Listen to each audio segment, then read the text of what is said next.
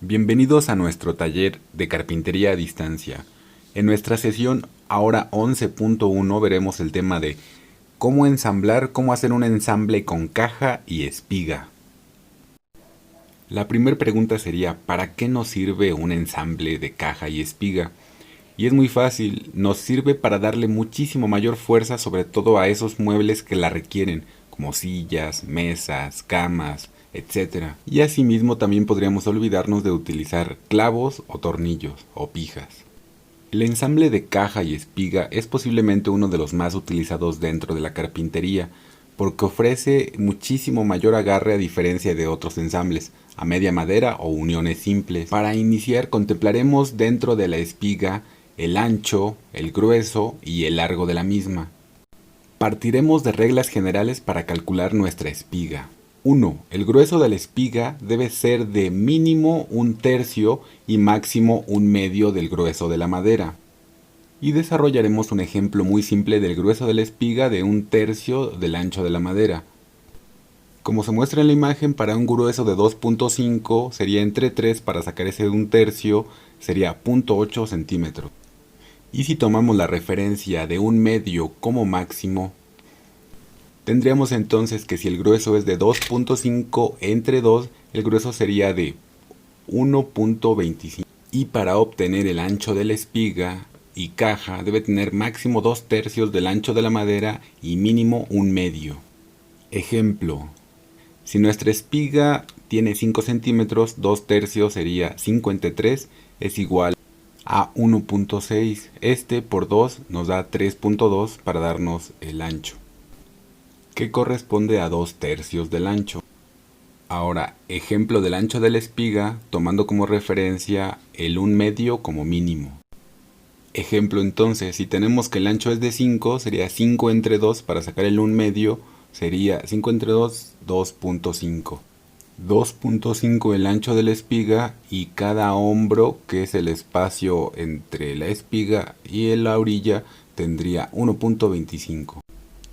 Podríamos decir que cuál es el cálculo ideal para el largo de una espiga. Si esta fuese cuadrada, sería de hasta 3/4 partes del ancho de esa madera que contiene la espiga. Ejemplo, si tenemos que un ancho de 2.5 centímetros entre 4 es igual a 0.6, que sería el 1/4, por 3 sería 1.8, que sería las 3/4 partes de 2.5. Repito, esta sería la medida ideal y fácil para una espiga con una madera cuadrada completamente. Y para una madera rectangular, luego entonces tocaría hacer exactamente lo mismo, sacar las 3/4 partes de los extremos de esta madera, del ancho y del grueso, después sumarlo y dividirlo entre 2.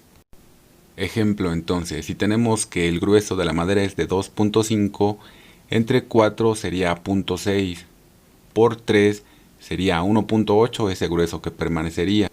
Y si la madera de un ancho de 5 centímetros, entre 4 sería 1.25, por 3 sería 3.75, que son las 3/4 partes de esa madera. Entonces sumaríamos el 3.75 más el 1.8, nos daría 5.5 entre 2, igual a 2.7 como largo promedio de nuestra espiga. Otra forma o manera de sacar el largo de una espiga sería manejando de un largo de la espiga de hasta 4 partes el ancho de los hombros de esta misma espiga. Igualmente, este cálculo aplicaría perfectamente para una madera con una espiga completamente cuadrada. Y para una madera rectangular podríamos hacer exactamente el mismo procedimiento, sacar esta referencia de 4 partes según el hombro, pero además sacarlo por ambos hombros, los hombros de los costados del grueso y del ancho. Después sumarlos y dividirlos entre 2, y ese sería nuestro largo promedio de nuestra espiga. Muchos de estos cálculos a la hora de trabajar la madera no necesariamente se hacen tal cual.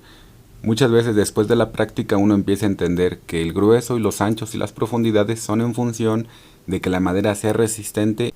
Con el tiempo serán medidas que guardaremos en la mente y lo haremos sin tener que hacer tanto cálculo y con una precisión exacta. Sin más por un momento, agradezco por haber llegado hasta esta parte del video, pero continuaremos con el proceso detallado de este ensamble.